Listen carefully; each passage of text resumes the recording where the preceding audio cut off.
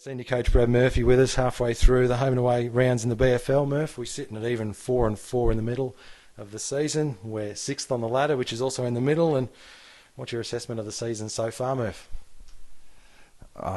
It's been a decent start. Best start we've had at the footy club for 10 years, so that's a positive. Couple of blowouts that probably weren't ideal, but given the cattle we had on the field those games, it's probably to be expected, and start to get a few players back in the next few weeks and hopefully push ourselves into the finals and stay there. You said after the game on Sunday against Ballarat that the first quarter was one of the best, if not the best quarter of footy that the Bloods have played in your time here as coach. What were a couple of things that stood out in that game? We have a KPIs board, and I thought that our tackle pressure around the footy was as high as it's ever been, and I think it correlated to a score on the board. And I think we have 14 shots on goal in the first quarter, and really probably played the best quarter of footy we've played since I've been here. And I think that was directly linked to the fact we were tackling so well. There still seems to be a big gap between our best and worst footy. What do you do to try and close that gap? I think, again, we're probably limited by the players we've got available to us at certain times, and I think our best players being out hurts us a lot more than other clubs. Probably lacking a little bit of depth this year, unfortunately, with a lot of the fringe players sort of going back to other clubs, whether it be Centrals or other leagues, to try and play a bit of senior footy at Caroline Springs and that. So we've lost a few fringe and depth players, which hurts most clubs, but we've also had a lot of injuries to our senior players. So yeah, to bridge that gap, we've probably got to have a few more players on the park, to be honest. I'm not sure whether you walked under a ladder or broke a mirror or something, but our list of injured and unavailable players was pretty big, and it tested our depth, especially against North City and the Redan game, but it probably allowed a few of the younger boys to come in and step up, and we've seen Geordie Kite come in, Lockie Walker come in from the under-18s, Ryan Carter played his first game back from the Jets a couple of weeks ago. What can you tell us about those boys?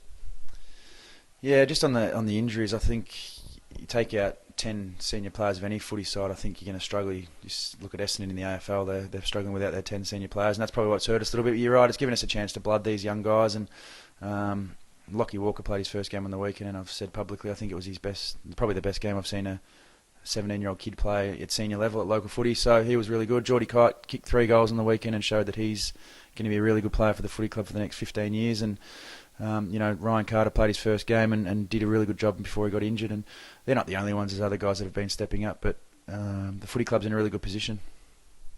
You mentioned the games against North City and also Redan, which were poor, particularly the second halves. Did you take anything at all out of those 2 games? North City, not much. We had 2 blokes get injured in the warm-up, so we had to pull up 2 reserves players to play that had already played a full game of footy, and then during that game we also had 4 blokes not be able to finish the game due to injury. So that North Ballarat game we just wiped, and the Redan game was probably just a lack of effort and really poor performance by 22 players that pulled the jumper on that day. We haven't caught up for a while, actually since early in the season, but it started on a positive note. 5 games in, we were sitting 3-2. We'd lost to Sunbury by 2 goals, Bacchus Marsh by 4, and they're sitting second and third on the ladder. It must give you hope that we can match it with anyone when we're playing our best footy. Yeah, Sunbury and Bacchus Marsh, after about the 20-minute mark of the first quarter of both of those games, the scores were actually even. So we did lose by 2 and 4 goals respectively, but taking out the first 20 minutes, we actually would have won the game or drawn the game. So, a slow start's probably killed us those 2 games, and if we had started well, we would have won, as you said, or could have won, and would be sitting in a much better position right now if we had done that. Jake Gleeson's got 1 more week left to serve on his suspension. Up to the last few weeks, he was leading the Courier Player of the Year award. You must be thrilled with the way he started the season, coming back from a half-year overseas last year.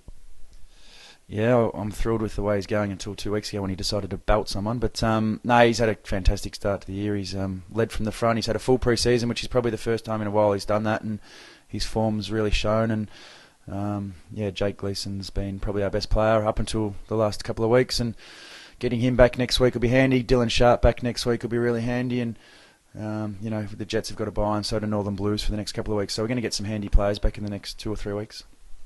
You made your return on the weekend after sitting out for 4 games. How'd you pull up, and are you going around again this week? Yeah, no, I pulled up pretty average, and on a 6-day break, I've just had a bit of a minor procedure on Tuesday on my back as well, so I've got a bit of a few stitches, and the doctors recommended I don't play this weekend, so I have this weekend off and probably freshen up and get back for Lake Wendouree. So attention does turn to Darley this week, coming off a loss to Sebastopol, a position that we were in last year when we went up to Sebast as well and played in the mud and the heavy conditions. They'll no doubt be keen to get back on the winners list this week. How's our team shaping up? Have we made a few changes? Yeah, I think we've made 2 or 3 changes. Mitch Brockwell comes back from suspension, and we get Billy Crofts back from the TAC Cup. He's a really good player, so made 2 changes and dropped a couple of blokes, which probably isn't ideal after having a good win, but that's the nature of footy. And Darley have obviously come off a poor loss. They're struggling a lot with injuries, and they're coming off a flag last year. So hopefully we can beat them and give ourselves a 2-game buffer in the top 6. And finally, big function for the club Sunday afternoon, June 26th, and I'm sure you want everyone to come along and support it. Yeah, it's a great day. The $10,000 draw. It's an opportunity to win 10 grand. I think we've sold about 200 tickets at the moment. So buy a ticket, you're about a 1 in 200 chance of winning. So get down here. It's a really good day, and support the footy club if you haven't already got a ticket. Murph, thanks very much. Good luck on the weekend. We'll talk soon.